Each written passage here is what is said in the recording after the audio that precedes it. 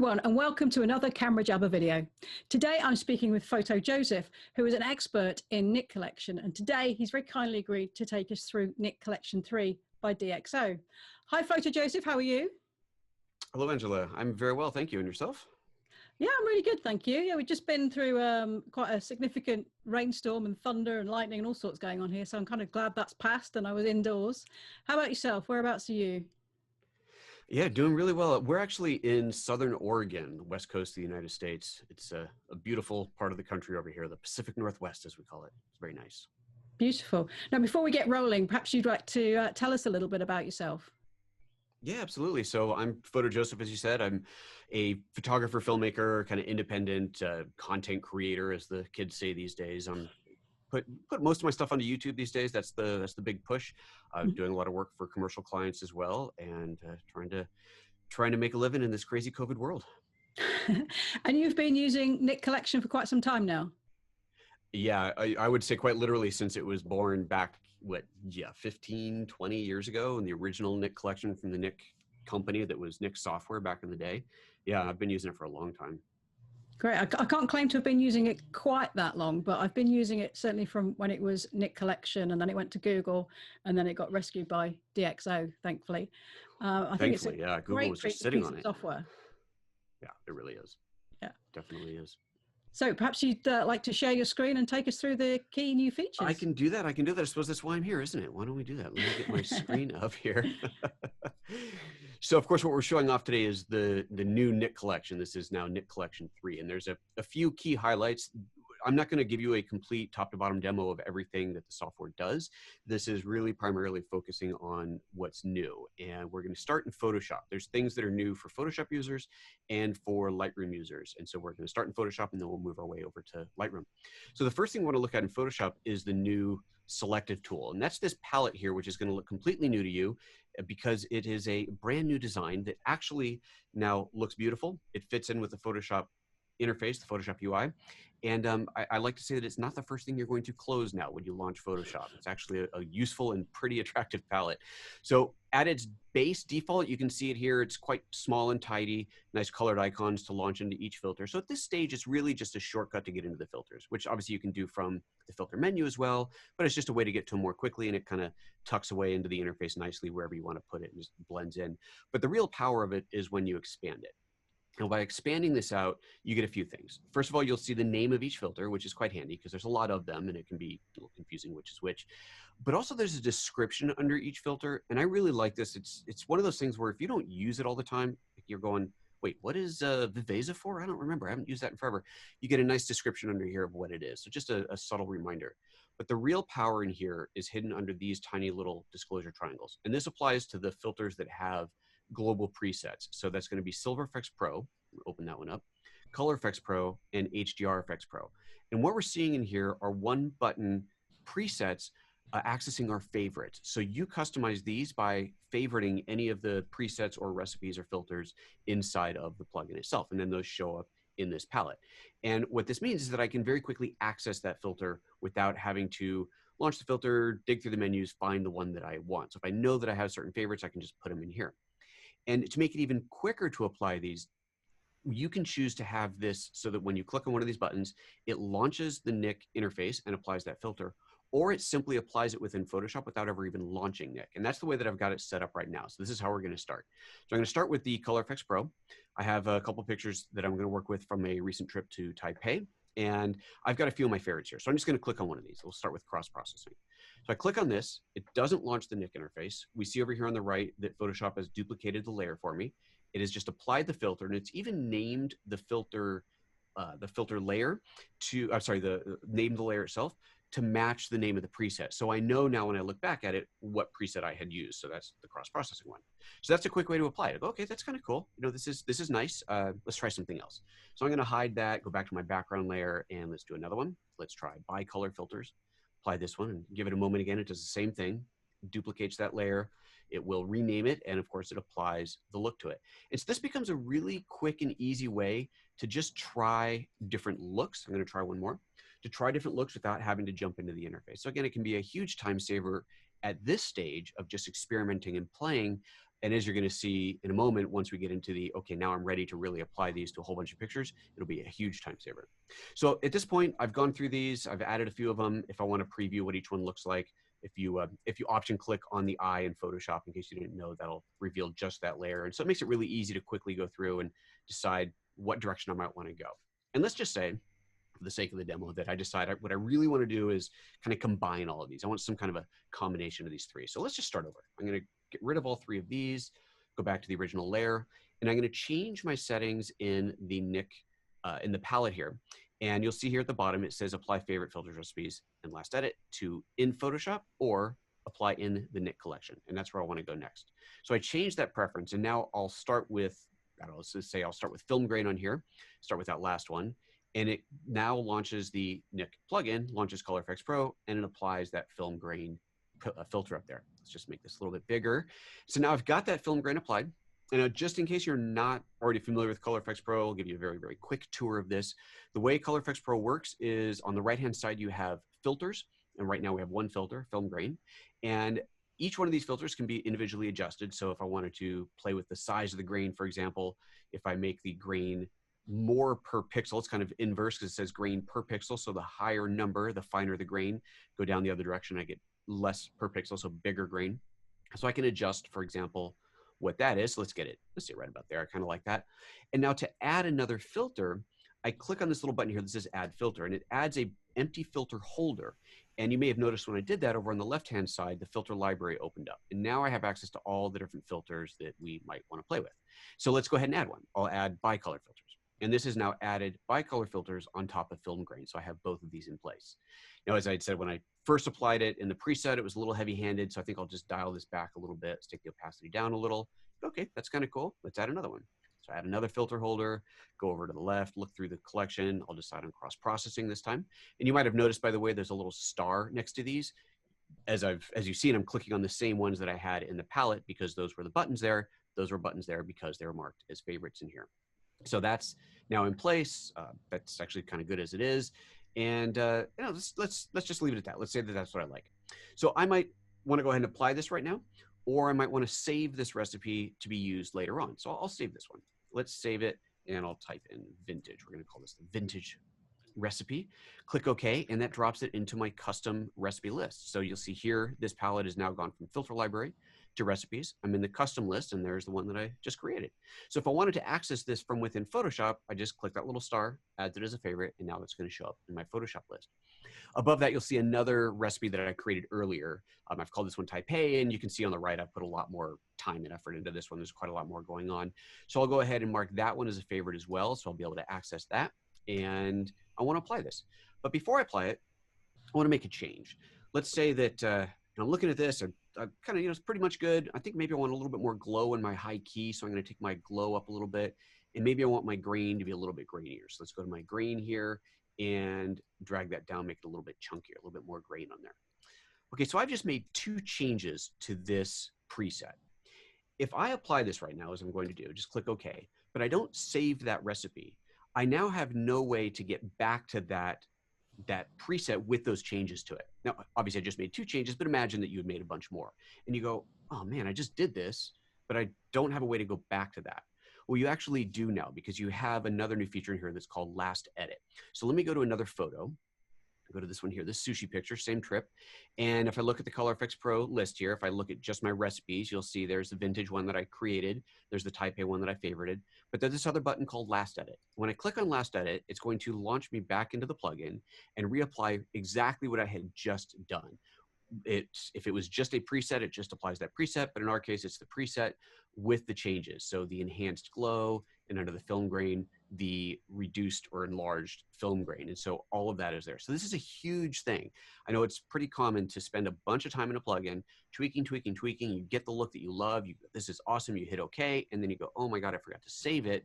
Now I have to redo all of this. At this point, if you realize you forgot to save it, you have that Last Edit button that will take you back in there. And at this point, I can say, oh yeah, okay, now let's save this recipe, and you can save it off as whatever you like. So that's huge. So those are the two big things within Lightroom that I wanted to show you. We've got the palette, we have access to the presets within the palette, our favorites, and we have the ability to apply that edit directly in Photoshop without having to go to the Nik Collection, or of course, go into the Nik Collection, which is just a great workflow enhancement. All right, let's switch over to Lightroom Classic now. Now, Lightroom Classic, I'm going to pick up with the same series of photos, the same shoot, the same trip, another trip to Taipei, and another shot from Taipei, and nice little photo here. I'm calling this Sidewalk Eaters. And I'm going to edit this one also in Color Effects Pro 4. So let's go ahead and jump into this. Now, in Lightroom, we are starting with a raw file. And so I have to allow Lightroom to convert this into a TIFF file that we'll send off to the Nik Collection. So we let it say edit a copy. Of course, I don't have any other option than that. Have to edit a copy. And under here, you have your file format. Now, at this point, you can choose between TIFF, Photoshop, and JPEG. Honestly, I'm not sure why anyone would choose JPEG at this point, because you lose some flexibility in your quality. PSD is a perfectly good option, but TIFF is where we really want to be right now, because TIFF is going to allow me to re-edit the file later, which is incredible. So let's just go ahead and start editing this. Click on the edit button. It's going to render out that TIFF file, open it up in the plugin here, and we're going to see a dialog pop up that tells us one of the huge new features in the Nik Collection 3. It's this guy right here. It says, good to know before working with the TIFF file. And essentially, this is saying that I've chosen wisely by going to TIFF, because with the TIFF file, I have the ability to enable the option to resume editing later. And so I'll click OK to dismiss that dialog. And then down here in the bottom right corner, next to the cancel and save button, you'll see a line that says save and edit later. And it warns you it's going to make larger files, and it is going to make larger files, but this is what gives us that flexibility. So I can turn this on or off. Obviously, I want it on right now. And so what this means is I will be able to do whatever I want in here, but then come back to this filter at any time and make changes to what I had previously done. So let me show you. I'm just going to do something really obvious that is different. Let's just go apply, see this one here, this contrast in black and white. So this is, clearly I've applied a filter in here. It's a black and white filter. I play around with it, I don't play around with it, whatever. I'm just going to go ahead and save this right now. Let's say that I had put some effort into this and I really like it, but after I apply it, whether we're talking about the instant after I hit save or an hour later, the day later, a week, a year later, at some point I'm looking at it thinking, just, it wasn't quite right. I should have done the black and white a little bit differently. I should have made the shadows a little bit less contrasty, whatever, some change that I want to make. But I saved this days or years ago, and I need to go back. I have no idea where I started. Well, I have the ability to re-edit. So before I go into re-editing, I want to show you how this actually works. If I right-click on this thumbnail and I choose Show in Finder, and here's the file. Let me open this up in Preview, and we're going to see what's actually happening. This is now, it's called a multi-page TIFF file. This is the original TIFF that was created, and this is the new black and white version of it. And what you're not seeing in between here is the hidden metadata that is effectively telling the Nik plugin what to do to the image to make it look this particular way. But what we have in the preview file is both full resolution TIFFs of the original color and the affected one. So let me just close that, go back over to Lightroom, and I'm going to right click on this picture again, edit in, and go back into Color Effects Pro. An important point here is to select Edit Original. This is what allows me to continue this. This is going to now open up that multi-page TIFF file into the plugin and allow me to continue editing it or undo or redo anything that I had done before. So as it's drawing, you can already see as it's drawing that the color image was there. So that's already kind of given away the game that the image has not been destroyed. But if you look over here on the right-hand side, you see all of our filters that have been added. If I turn these off, you'll see there is the original color image. So it's completely re-editable at any time. So at this point, I'm going to go ahead and let's apply, not under sample, let's go to my favorites. There we go. And I'm going to go ahead and apply that Taipei filter that I had done before. And again, if I wanted to make some changes, of course I could, but I'm just going to go ahead and save that. So once again, the ability to go back and re-edit at any point is absolutely huge. This is something you simply could not do in Lightroom before. Once you had saved that file, once you had clicked the save button in the plugin, then that was it. There was no changing. If you wanted to make even one tiny change, you'd have to start all over again. And now, of course, we have the ability to re-edit that at any time. So that's huge. That's what the multi-page TIFF technology, multi-page TIFF application allows us to do.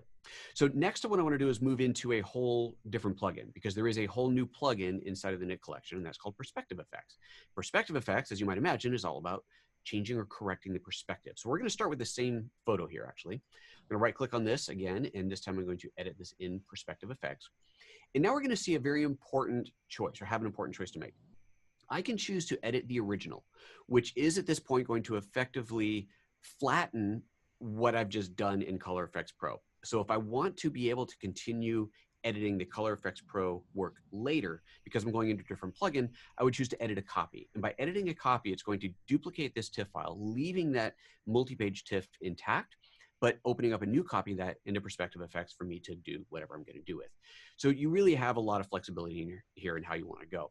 And what I like to tell people too is, these do make for some pretty big files, and these can certainly start to fill up your hard drive if you are doing a ton of these.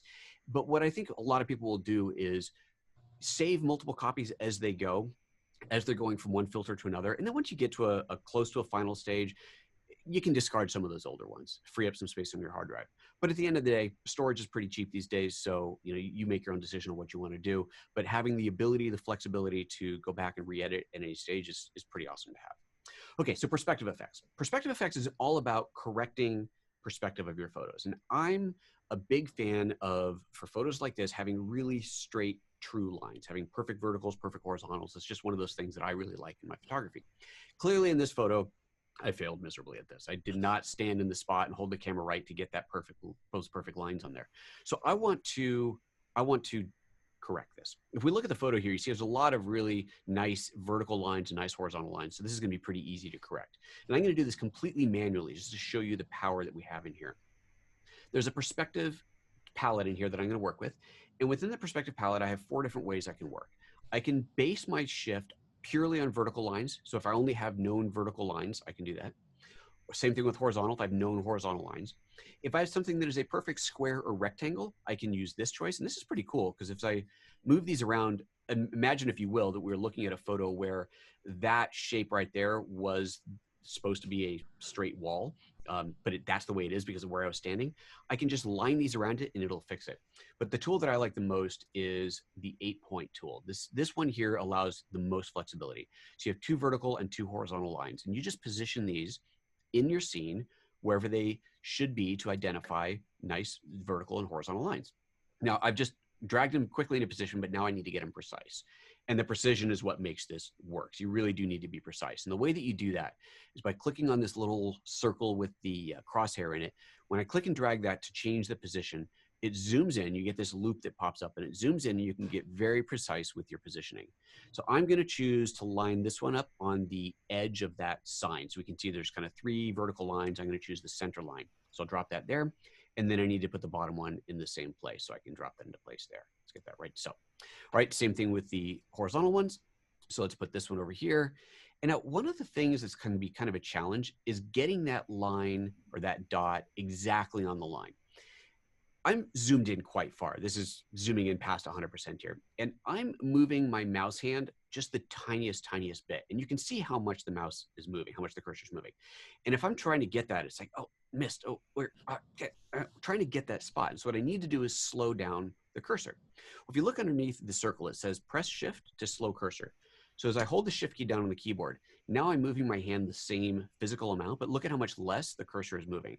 This allows me that extreme precision to get in there and put it exactly where I want. So the idea would be that I grab this, get it close. As I get close, press the shift key down, that slows it down, and I line it perfectly into place. So quick, slow, dropped it, quick, slow, get into place, and one more time, quick, slow, drop it in. And there we go. So now I've got all 4 of these lines lined up.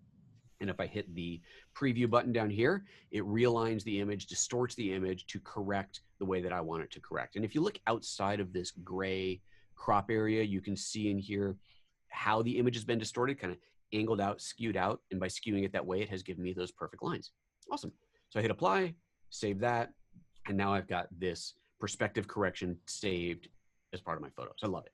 So that's the effect, that's the essential of how this tool works. And because this is the new one, I've got a bunch of other photos that I want to show you just to give you some more ideas of what this perspective effects tool can do. So let's go to this one first. This is going to be a really easy one. This is shot on the other side of the world. This one is in Los Angeles. Let's open this guy up, again, starting from a raw file. And this one is quite clearly shot from the ground with the wide angle lens pointing up at these buildings. And so we have the telltale perspective distortion that's happening, this leaning in because we're pointing up with a wide angle lens. To fix this, one button, perspective effects, click the auto button, and boom, just like that, it straightens it out and it looks fantastic. Great. Suddenly I just climbed a ladder and was able to hold my camera perfectly straight to get those straight lines. Love it. All right, so that's one thing that we can do. Let's do this one next. This one's quite an extreme sample. This is shot with a fisheye lens, and this is obviously intentionally shot with a fisheye lens. This was no accident. This is in, I believe, in Hamburg, Germany. It's this cool series of columns in front of this office building, and when I was there, I thought this is a really neat fisheye lens photo. So I got my fisheye and I shot this photo, and I love it. But maybe you're looking at this later and you're thinking, yeah, I really should have shot this picture with a normal lens. That would have been handy, but I didn't because I wasn't very clever. So I want to see if I can fix this. I want to see if I can correct this to make it look like I had shot it with a regular lens. And Lightroom is taking its sweet time this morning. It is still preparing the file for editing. There it goes. Every once in a while, you have to wonder, what is Lightroom thinking? All right, here we go. So this image is now, we're in perspective effects. I'm going to start with the distortion button. I'm going to click on auto here. And with one click, we see a huge amount of correction already happening. And this has happened because of this camera profile that had already been downloaded. If it hadn't, then when I first clicked this, it would say, I need to download this. And it's a tiny file, a couple hundred kilobytes, I think, and it would download. And what this profile is, the profile file is a unique profile for this camera and lens combination. So we see it here. This was shot on a Canon EOS 1DS Mark III, old photo, with a 50mm fisheye lens. And so that camera and lens combination has a unique profile that DxO has created for distortion correction. And so we see here just how much it's already done. It's really straightened this image out. If I wanted to bring some of that fisheye back, there's an intensity slider. I can just kind of dial this down, bring some of that distortion back in there. But we're going to leave it up totally straight because that's what I want. But at this point, we can also now see that, much like with the that sidewalk eaters photo, I apparently was not holding the camera perfectly straight. A little bit off kilter that day, I suppose. And so I want to correct this. I want to finish correcting this. I want to make this perfectly straight. So we're going to use that perspective tools down there. I'm going to click on the auto button this time and just let it automatically do what it does. And suddenly every line is perfectly straight. Now at this point, I think it looks great, but right or wrong, I feel like it's a little bit vertically stretched. I want to kind of compress it a little bit just because I think it'll feel a little bit better, a little bit more natural. So down here, I've got a manual override, this horizontal vertical ratio, and I'll just drag that down a little bit, just a touch, just to kind of squish it. And now I feel like this is a bit more natural. Now, before I exit out of here, I want to show you just what was done to this picture. Remember the sidewalk eaters photo, how it had just a little bit of perspective skewing on it? Watch this one. As I turn off the crop, that's what's actually happened to this file. That's how much the image has been distorted to straighten out the center punch, the part that really matters. I think it's just so cool to see this. And at this point too, if I turn the cropping back on, you'll notice that I can recrop the image. So effectively the software has automatically cropped it so that we don't get any of these black borders in there, but I could change this. Maybe I want to get a little bit more in there. Maybe I don't care. Maybe I don't care that there's some black borders up there. I'm going to put a title up there, but I want more on the sides. I can do that. Of course, I could turn off the aspect ratio here. Let's go unconstrained, and I can make it any kind of ratio that I want. So you can recrop it. It's just that the software automatically crops it to eliminate any of the black invisible space and give you the maximum number of pixels possible. And it also does that originally maintaining your original aspect ratio. So again, you can go in and change that at any time if you like. All right, I'm just gonna go ahead and let's just cancel out of here, make this quicker, and move on to another photo. All right, totally different approach here, totally different effect. Let's go into perspective effects again. This is clearly a group photo shot at a wedding or some kind of party, and we can see it was shot with quite a wide angle lens. And if you look at the edges here, you can see that our people on the edges are quite distorted. This is the kind of thing that happens with really wide angle lenses. And the easy thing to say is, well, you should have shot it with a longer lens, get farther back. But in a situation like this, you can't, right? The room is only so big. You got so many people. You can't shoot with a longer lens from farther away. This is your only option. And so unfortunately, what this would typically mean is you end up with this photo with your people on the edges distorted. And that's not fair to the people on the edges. So now you can shoot a photo like this with confidence that you'll be able to correct it using perspective effects. So let me bring your attention again to the woman here on the left. She's the easiest to see this happening to. And I'm going to go over here to this volume deformation button and simply turn it on. And just like that, look at how much she's corrected. Let me toggle this on and off. Look at the correction that's happening there. It's absolutely phenomenal. And at first glance, you might think, okay, well, you just took the image and kind of squished it horizontally. And by doing that, you've fixed the people on the edges. But if that was the case, then the people in the middle would have gotten squished as well, and they would now look skinnier than they should. So watch again, watch this fellow in the middle as I toggle this on and off, and you'll notice that he is not changing, but the people on the edges are. And so it really gives us that incredible power to correct the edges of the image without affecting the center part of it. It's super, super powerful, super useful. So again, giving you that flexibility to shoot with a wider angle lens than you might normally be comfortable doing because of the distortion that you get. Now you know that you can fix it. So it really opens up some possibilities for you. All right, one more example in here. This is a totally different use of that same plugin here, that same perspective effects. This one is we're going to give or make a kind of tiny village that tilt shift lens approach, that model train set. That's the word I was looking for, that model train set look. We do that with this thing called miniature effect. Turn this on, and right away I get this band of focus in the middle with the defocus falling off the edges. And I can position this wherever I like. So let's say I want to rotate this a little bit, make it a little bit skinnier, kind of a narrower band of focus. I can make the fall off more or less if I want to. I can make the amount of defocusing more or less. Actually turn it down just a little bit. It takes on a little bit more realism. We start to see kind of the focus treetops poking up here, the sharp band in the middle and the blurry off to the edges. And now it looks like one of those model train photos, that kind of classic thing you can get from a tilt shift lens. So very, very cool. So I saved this and I've just got this really neat effect applied to this. This type of a look, by the way, works best on elevated photos. So this was shot with a drone, or if you're up on a tall building looking down on a city street, this can be really effective too. But that's the kind of photo that this works best on. So Angela, that's everything that I wanted to show you. That's all the new goodies inside of the new Nik collection. What do you think? I think it's great. I mean, I said I've liked the software for a long time, but I think every iteration that DxO brings out, it improves, you know, in a significant way. And now the introduction of perspective effects, I think, is really great. And obviously that's drawing on Viewpoint, isn't it? The technology it's in Viewpoint, correct, but putting it into a different plugin, which is really, really useful. Absolutely. So, yeah, it is. It I think it's great. Adds that whole other layer of functionality into it that really is a lot of fun. It's very, very cool to play with. Do you prefer to use it from within Lightroom or from Photoshop generally? You know, my traditional workflow was always to go through Photoshop for multiple reasons. One was because from Photoshop, I could re-edit the photos by opening an image as a smart layer, then a smart object, then I could apply the filter as a smart filter and re-edit that.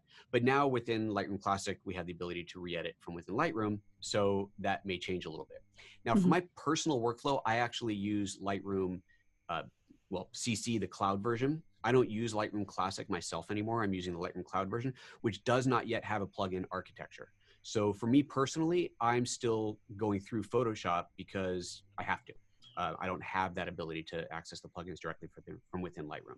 But so it really depends on what you're using. If you're using Lightroom Classic, then absolutely this is now the new great way to go. If you're still going to blend photos, if you want to have multiple filters blended together or multiple photos blended together and you're using Lightroom Classic, then you're still going to want to send those to Photoshop to do the work there. And of course, we've already seen the tools, the accessibility of the tools in Photoshop. If you're using Lightroom Cloud version, then you have to go to Photoshop regardless. But you, of course, have that capability. I can't do it on my iPad because the plugins aren't on iOS, but I can do this on the desktop, send the photos to Photoshop, and then access all the plugins there. I always like to use Photoshop, because that's my preference generally anyway, but I love the fact that you get the layers. So you can, you know, apply masks to them, or, you know, vary the opacity and that kind of thing, which I find really, really useful. It's also nice. Yeah, it's incredibly powerful. Yeah. Yeah. And rather than press save, you can actually select to use a brush, can't you? And then paint in the effect, which can be very handy as well. Particularly if you're doing something like sharpening or something like that.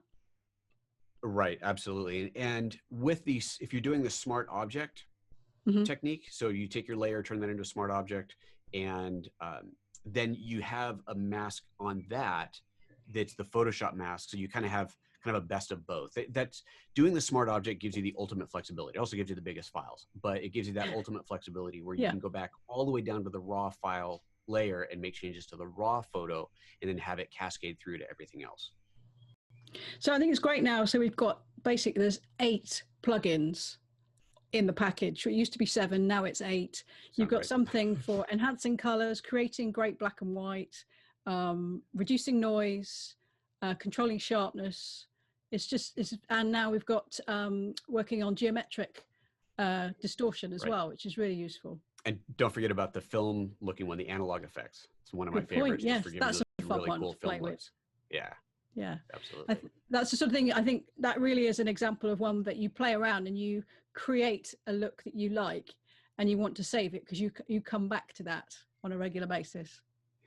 Yeah, I tend to think of analog effects as very much a playground where you can go in and you get some really dramatic effects, and you can do crazy things like have double exposures and a lot of things that you're not going to apply to much of your work, but occasionally it's fun to go down that path. But it is very much a playground of adjustments, whereas Color Effects Pro is kind of the Mac Daddy of all the corrective and creative control, but you can do so much in there. There's so much power in there that you can just do it all in one place, but it's less of a playground. It's analog effects is much more, let's just see what this button does type of a place. Yeah, definitely. And of the plugins, do you have a favorite? Ooh, I have always been partial to silver effects. I love black and white, and you know, that's probably the plugin that I've used the longest. I don't remember from the original history which ones came out first, but that was probably one of the ones that I used to had my original introduction to. You gotta remember that back in the days of Nik Collection, Nik software rather, the plugins were sold individually and they were quite expensive for each individual one, maybe $150 per filter, I think. And so Silver Effects would have been one of the first ones that I would have bought because it's just so powerful, and it's a really, really good black and white converter. That's a good point, actually, because I think the full package is something like $125, £125 now, which is, I think, it's great value. Yeah, sounds right. And yeah, for Silver the whole Effects, thing, I would say, is my favorite too. And one of the nice things about that is you have a collection of recognizable film names. If you shot black and white film, then you'll recognize some of the films that you can select. And it doesn't just recreate the contrast, it kind of creates the tonality and the grain of the film as well, which is really interesting. That's right. Yeah, absolutely. And you get a little bit of that now in Color Effects Pro, because in I think it was the Nik 2.5 update, I believe it was, DxO added a series of film stocks into Color Effects Pro. And so you do have some of those recognizable film stocks in there. So if you're going to do a color photo effect, or you can do black and white in Color Effects Pro as well, but obviously if you're going to really do black and white, you should go into Silver Effects. But within Color Effects, you do have some great film stocks in there to work with that are very, very flexible as well. So you can get that recognizable film look and then tweak it however you want to make it truly unique. Well, it's been great chatting with you. Thanks very much for taking us through the new features. Absolutely. My pleasure. Thank you, Angela. Bye-bye.